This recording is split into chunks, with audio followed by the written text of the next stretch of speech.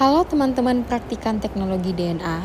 Di video kali ini, kita akan belajar mengenal RT-qPCR atau Reverse Transcription qPCR dan nilai CT atau Cycle Threshold secara umum. Seperti yang kita ketahui bersama pada PCR konvensional, hasil amplifikasi dapat diketahui setelah proses running selesai.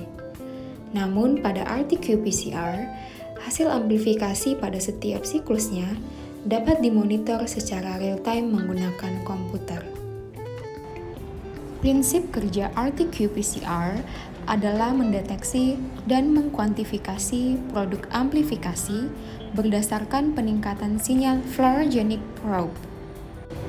Secara umum, probe yang digunakan antara lain berupa CyberGreen dan Techman probe. CyberGreen merupakan non-specific intercalating dye yang hanya akan berpendar jika terjadi ikatan dengan double-stranded DNA, sehingga saat proses denaturasi belum ada sinyal fluorescence yang berpendar karena masih berupa single-stranded DNA. Intensitas fluorescence yang ditangkap tergantung dari jumlah untai DNA yang terbentuk pada setiap siklusnya. Sehingga saat proses amplifikasi akan semakin banyak ikatan antara CyberGreen dan double-stranded DNA. Oleh karena itu, sinyal fluorescence pun akan semakin meningkat. Selanjutnya adalah Techman probe. Secara umum, Techman probe terdiri dari dua bagian, yaitu reporter fluorescence dan quencher fluorescence, yang letaknya berdekatan satu sama lain. Nah, Techman probe ini digunakan pada tes diagnostik molekuler virus SARS-CoV-2 yang memiliki materi genetik berupa RNA. SARS-CoV-2 memiliki lapisan dinding yang tersusun dari envelope dan protein nukleokapsid yang membungkus RNA di bagian dalamnya.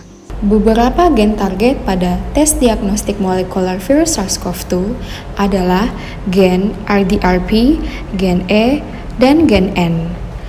Masing-masing gen tersebut memiliki sequence probe Techman yang spesifik, sehingga dapat digunakan untuk mendeteksi virus SARS-CoV-2 pada suatu sampel. Oleh karena itu, apabila gen-gen tersebut terdeteksi, maka reporter pada Techman probe akan memancarkan sinyal fluorescence. Sinyal fluorescence yang terdeteksi oleh komputer akan dikuantifikasi menjadi nilai CT. Pada proses RT-PCR, amplifikasi DNA diukur secara real-time oleh berbagai sinyal fluorescence. Peningkatan sinyal ini berbanding lurus dengan jumlah produk PCR. Dengan mengumpulkan sinyal fluorescence, kita dapat memperoleh informasi kuantitatif terkait jumlah awal target DNA. Mari kita pelajari grafik representatif berikut ini. Gambar 1 adalah grafik RT-PCR singleplex yang berarti hanya menggunakan satu gen target. Sedangkan gambar 2 merupakan grafik RT-PCR multiplex yang berarti menggunakan lebih dari satu gen target. Kurva amplifikasi PCR yang berbentuk sigmoid terdiri dari 3 fase utama, yaitu fase lag,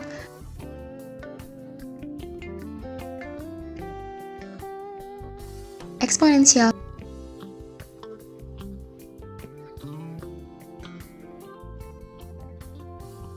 dan plateau.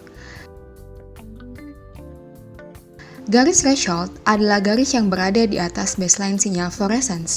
Garis threshold adalah garis yang menjadi titik awal bagi sinyal fluorescence untuk dapat diinterpretasikan sebagai nilai CT. Sinyal yang terdeteksi di atas threshold ini adalah sinyal yang menentukan nilai CT. Hasil akhir RT-PCR berupa nilai CT merupakan perpotongan antara garis threshold dengan kurva amplifikasi. Posisi grafik ini dapat berubah semakin ke kiri sehingga menghasilkan nilai CT yang semakin kecil, ataupun dapat bergeser ke kanan dan menghasilkan nilai CT yang semakin besar. Hal ini bergantung dari konsentrasi cDNA pada suatu sampel. Misalnya terdapat dua sampel. Sampel A memiliki 200 nanogram cDNA dan sampel B memiliki 20 nanogram cDNA. Maka kita akan mendapatkan nilai CT yang lebih kecil pada sampel A. Hal ini dikarenakan sampel A membutuhkan siklus PCR yang lebih pendek bagi sinyal fluorescence untuk mencapai garis threshold. Sedangkan sampel B, karena memiliki template cDNA yang lebih sedikit, maka membutuhkan lebih banyak siklus PCR untuk mencapai tingkat fluorescence yang dapat terdeteksi. Oleh karena itu, semakin sedikit jumlah template cDNA, maka nilai CT akan semakin meningkat. Lalu bagaimana cara menentukan seseorang terinfeksi virus corona atau tidak? Penentuan hasil positif atau negatif ditentukan dari nilai CT yang terdeteksi berdasarkan kit yang digunakan.